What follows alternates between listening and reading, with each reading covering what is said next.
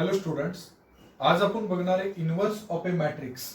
Okay, ह्याच्या आधी मी 2 lecture ह्याच्यावरती कंडक्ट केलेले आहेत मॅट्रायसेस, जो की 12चा न्यू सिलेबस आहे.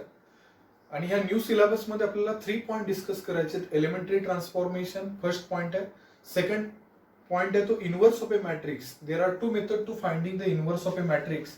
First method is elementary transformation and second method is adjoint method.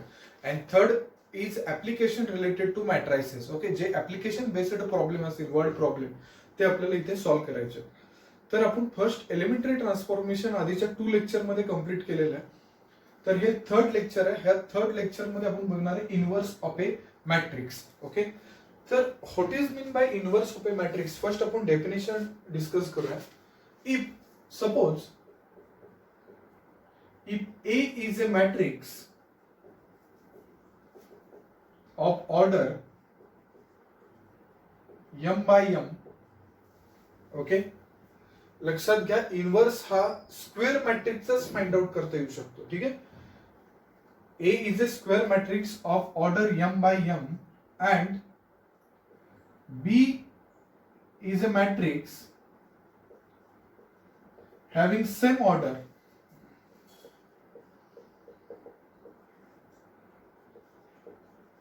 then AB is equal to BA is equal to I येत असेल. खूप इम्पॉर्टंट कंडिशन आहे. जर A हा मॅट्रिक्सची ऑर्डर m बाय m असेल आणि B ह्या मॅट्रिक्सची ऑर्डर सेम असेल, दोन्ही स्क्वेअर मॅट्रिक्स असतील आणि दोन्ही मॅट्रिक्सचं जर तुम्ही मल्टिप्लिकेशन केलं तर आन्सर हे युनिट मॅट्रिक्स येत असेल, तर लक्ष द्या A B is equal to I. A हा स्क्वेअर मॅट्रिक्स आहे, B is also square matrix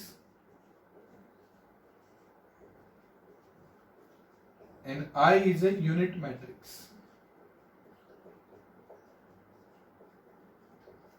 okay, जर ही कंडिशन जर सॅटिस्फाय झाली तर इथे B हा A चा इनव्हर्स असेल. लक्षात घ्या, ही जर कंडिशन, जर दोन्हीचा प्रोडक्ट हा I आला तर काय लक्षात ठेवायचं, B is a inverse of matrix A.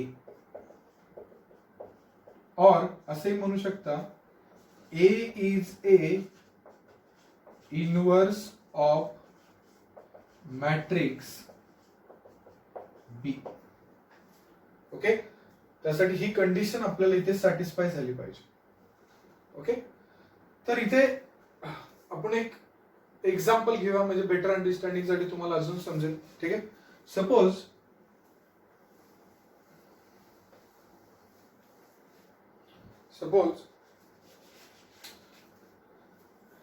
ए हा मॅट्रिक्स आपण इथे घेतला 2 1 3 2 आणि बी हा मॅट्रिक्स घेतला 2 -3 -1 2. ओके, आणि आपण इथे ए इंटू बी केलं. ठीक आहे, ए इंटू बी दोन्हीचं प्रोडक्ट केलं.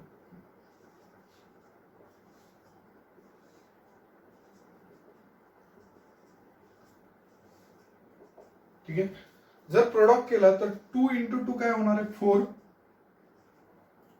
आणि इथे 2 इंटू 2 4, सगळ्यांना मल्टिप्लिकेशन माहिती असेल, 11th मध्ये आपण डिस्कस केलेलं. आणि इथे -3, इथे होणार आहे -6 + 6. ओके, इथे येणार आहे 2 -2 -3 + 4. ओके, आन्सर बघा इथे काय आलं 1 0 0 1. म्हणजेच हा कुठला मॅट्रिक्स आहे, I. Therefore AB is equal to I. हे एक्झाम्पल का घेतलं आपण, तर इथे केस घेतली A आणि B हे 2 मॅट्रिक्स आहेत आणि जर ह्या मॅट्रिक्सचा प्रोडक्ट हा युनिट मॅट्रिक्स येत असेल तर इथे काय म्हणता येईल, B matrix is a inverse of matrix A. लक्षात येतंय, बी ला काय म्हणलं जाईल, B matrix is a inverse of matrix A, जर ही कंडिशन इथे सॅटिस्फाय झाली तर. ओके, आणि हे अशा पद्धतीने तुम्हाला इथे लक्षात ठेवायचे. तर लक्षात, आय होप की सगळ्यांना लक्षात आलं असेल की इनव्हर्स मॅट्रिक्स कशाला म्हणतात, इनव्हर्स मॅट्रिक्स साठी कुठली कंडिशन सॅटिस्फाय झाली पाहिजे. ठीक आहे. नेक्स्ट इम्पॉर्टंट पॉइंट आहे, इनव्हर्स कुठल्या मॅट्रिक्सचा फाइंड आउट करता येऊ शकतो. ठीक आहे.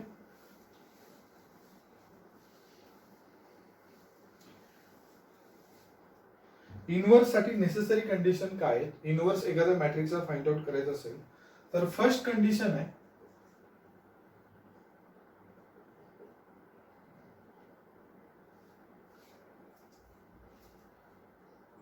Given matrix is a square matrix.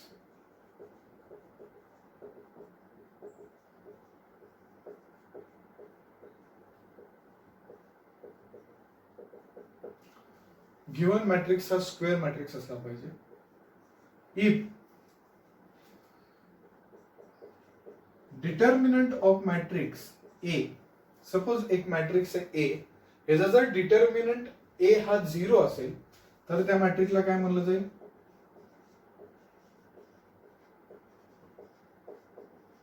Singular matrix. If determinant of A is equal to 0, singular matrix. जर ही केस असेल तर A inverse is not exist. Okay.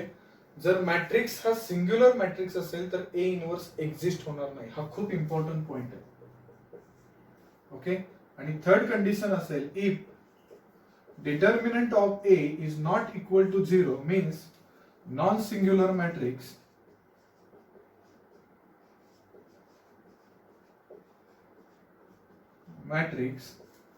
तर ए इनवर्स काय होणार आहे, इथे एक्झिस्ट होणार आहे.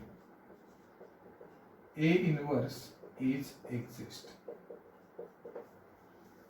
ओके. तर ह्या टाइप मध्ये आपल्याला इथे तुम्हाला सिंग्युलर, नॉन सिंग्युलर हे तुम्हाला इथे लक्षात ठेवायचं. ह्या 3 केसेस खूप इम्पॉर्टंट आहेत.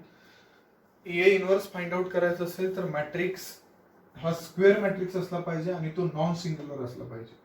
म्हणजेच आपण फर्स्ट स्टेप काय असणार आहे, जो मॅट्रिक्स आपल्याला गिवन असेल त्याचा आपण इनिशियली डिटर्मिनंट फाइंड आउट करणार आहे. जर तो 0 आला, डिटर्मिनंटचा आन्सर जर 0 आला तर डायरेक्टली आपण काय लिहिणार आहे, answer A inverse is not exist.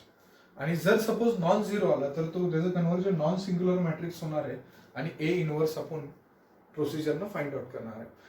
There are 2 methods to finding inverse of a matrix. First is elementary transformation and second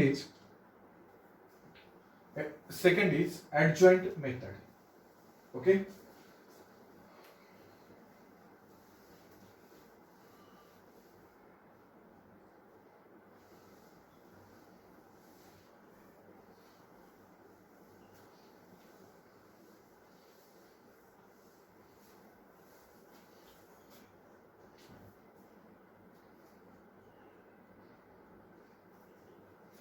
तर आता इथे बघूया आपण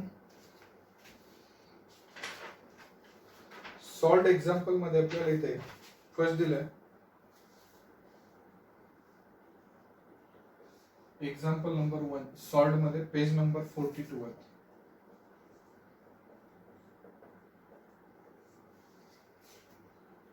find which of the following matrix, find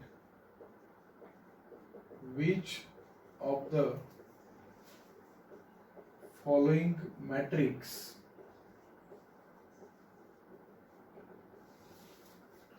are invertible.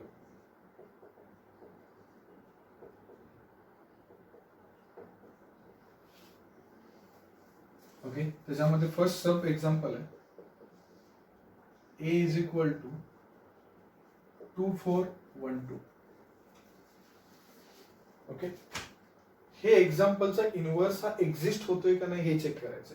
आताच मी सांगितलं जर डिटर्मिनंट 0 येत असेल तर इनव्हर्स एक्झिस्ट होणार आहे आणि डिटर्मिनंट हा 0 आला तर इनव्हर्स हा डज नॉट एक्झिस्ट आणि नॉन 0 आला तर इनव्हर्स एक्झिस्ट होणार आहे. ठीक आहे. तर आपण इथे डिटर्मिनंट ह्याचा फाइंड आउट करून घेऊया.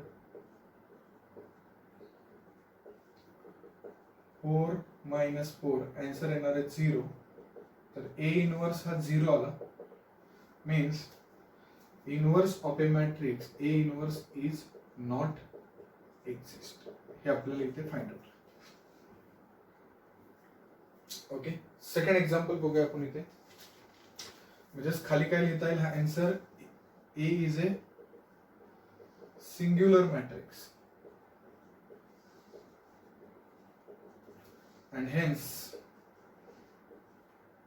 A is not invertible.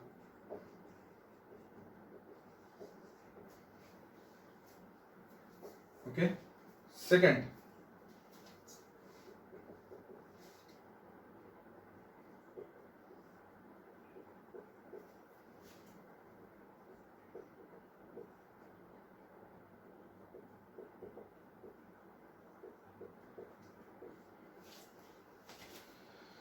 Suppose हा मॅट्रिक्स आपल्याला इथे गिवन आहे, तर याचा डिटर्मिनंट काय येणार आहे, कॉस स्क्वेअर थिटा, आणि याचा येणार आहे मायनस मायनस प्लस होईल sine square theta.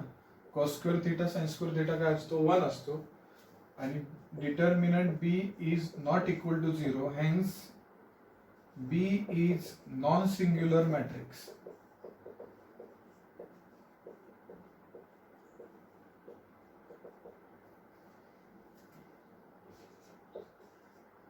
Hence,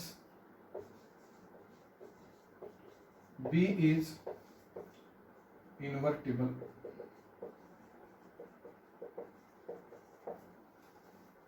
Okay, invertible. Third बघूया आपण एक्झाम्पल. लक्षात आलंय सगळ्यांच्या? आपण जे दिलं गिवन मॅट्रिक्स आहे त्याचं डिटर्मिनंट फाइंड आउट करा. जर डिटर्मिनंट 0 आला तर नॉट इन्व्हर्टिबल, आणि जर डिटर्मिनंट नॉन 0 आला तर इन्व्हर्टिबल. ओके, हे तुम्हाला लक्षात ठेवायचं.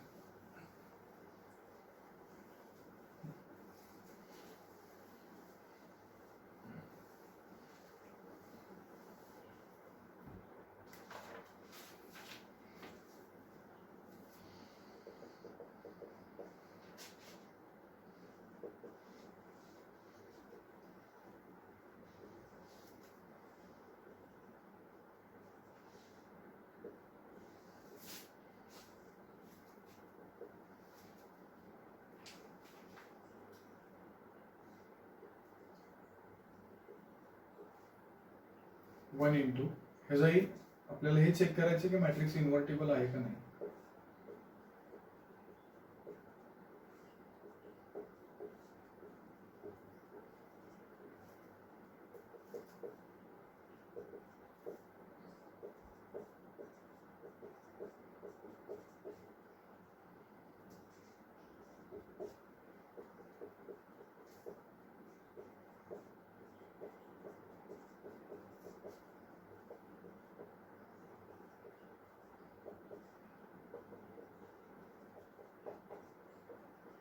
-12. आन्सर किती आलं, -12. म्हणजे C determinant of C is not equal to 0, hence C matrix is non singular matrix.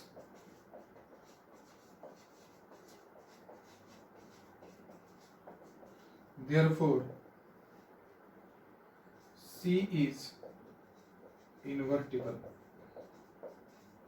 Okay, किंवा इट हॅज इनवर्स. ओके, तर हे अशा पद्धतीने तुम्हाला इथे चेक करायचं. लक्षात आलंय सगळ्यांच्या? ओके, तर सॉल्ट मध्ये जे सेकंड एक्झाम्पल दिले ते पण बघूया आपण इथे. हे नोट करून घ्या फर्स्ट.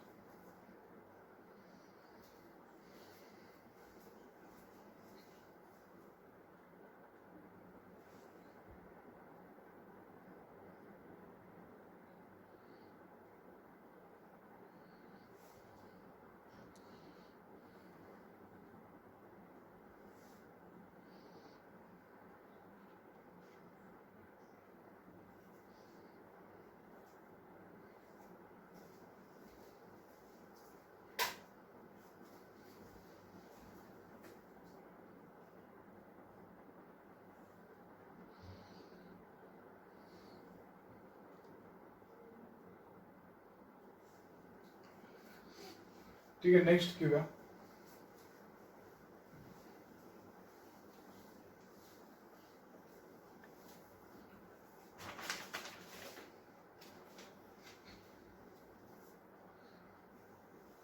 Question second.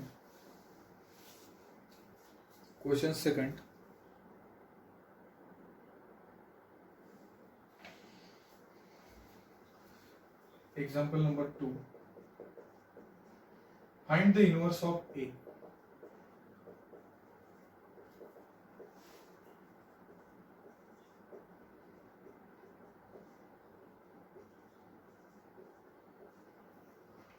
ओके, त्याचा इनवर्स आपल्याला इथे फाइंड आउट करायचं.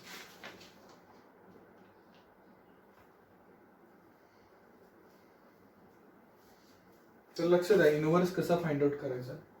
ओके, सिंपल आहे. 1 3 2 4.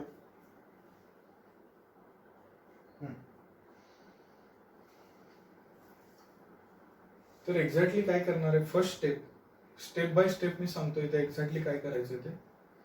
स्टेप 1 काय करायची की ए चा डिटर्मिनंट फाइंड आउट करायचा. ए हा सिंग्युलर आहे का नॉन सिंग्युलर आहे हे चेक करायचं. ठीक आहे, 1 3 2 4. इथे 4 मायनस 6, आन्सर येणार आहे -2. जर ए हा नॉन झिरो आला, therefore A is non-singular matrix.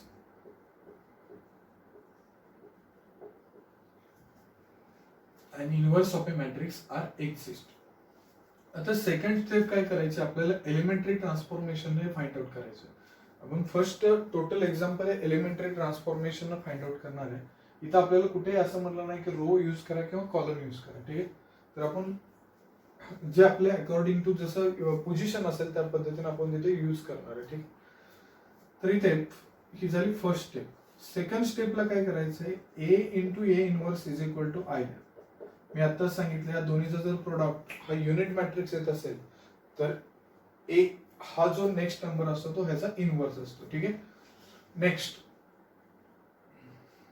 ए हा मॅट्रिक्स ऍज इट इज इथं नोट करून ठेवा. आपल्याला ए इनवर्स माहित नाहीये आणि हा जी युनिट मॅट्रिक्स. आता ट्रान्सफॉर्मेशन काय करायचं एक्झॅक्टली लक्ष समजून घ्या व्यवस्थित की हा युनिट मॅट्रिक्स मध्ये कन्वर्जन करायचं आहे. आणि जे ट्रान्सफॉर्मेशन रो असेल कॉलम असेल, जे ट्रान्सफॉर्मेशन तुम्ही ह्या मॅट्रिक्स साठी अप्लाय करणार आहे तेच ट्रान्सफॉर्मेशन तुम्ही ह्या मॅट्रिक्स साठी अप्लाय केलं पाहिजे. ठीक आहे, तर इथे एक्झॅक्टली लक्ष द्या की कशा पद्धतीचं ट्रान्सफॉर्मेशन अप्लाय करायचं असतं. तर हा 0 बनवण्यासाठी इथं कुठलं ट्रान्सफॉर्मेशन रो केलं पाहिजे, R2 मायनस 3 R1 1 2. ओके, तर इथं हा 0 झाला, 3 मायनस 3 आणि 4 मायनस हे किती होणार 6, म्हणजे इथे येणार -2. 4 minus 6 A inverse is equal to 1 0. आता 0 मधून -3 म्हणजे काय होणार -3. ओके, आणि इथे येणार आहे 1. परत एकदा सांगतो, जे ट्रान्सफॉर्मेशन इथे आपले लिहिलं जाईल ते दोन्ही मॅट्रिक्सला अप्लाय करायचं. ठीक आहे, नेक्स्ट आता आपल्याला काय बनवायचं आहे, हा 0 बनवायचा. ठीक आहे, हा 0 कसा बनेल, तर आपण असं करूया, C2 मधून 2C1 मायनस करूया, कॉलम ट्रान्सफॉर्मेशन. इथं आपल्याला कुठेही असं मेन्शन नाही केलं की रो किंवा कॉलम यूज करा. ठीक आहे, मग इथे 1 0 इथे येणार आहे 0 कारण 2 मधून 2 आणि -2 आणि हे 0च इथे येणार -2. A inverse is equal to, आता इथेही ट्रान्सफॉर्मेशन अप्लाय करा, 0 -2 इथे येणार आहे -2 आणि 1 मायनस मायनस काय होणार आहे 6. 1 प्लस 6 7. ओके, आणि पुढे 1 0 0 -2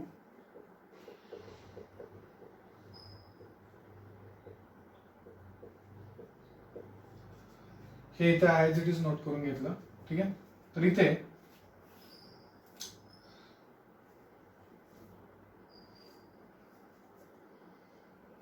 हे 1 बनवायचं आहे आपल्याला, तर काय केलं पाहिजे, R2 ला -2 न डिवायडेड केलं पाहिजे.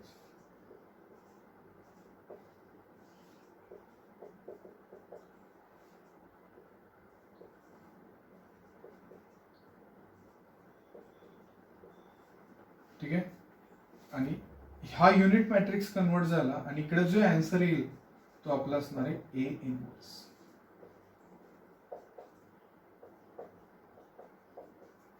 खूप सिंपल आहे. फक्त आपण ऑलरेडी ट्रान्सफॉर्मेशन बघितलेले की कसं करायचं ते.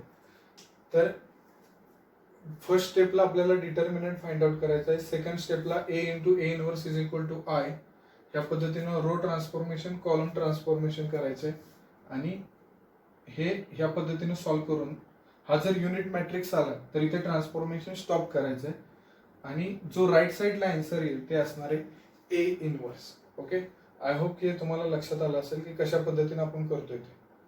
ठीक आहे.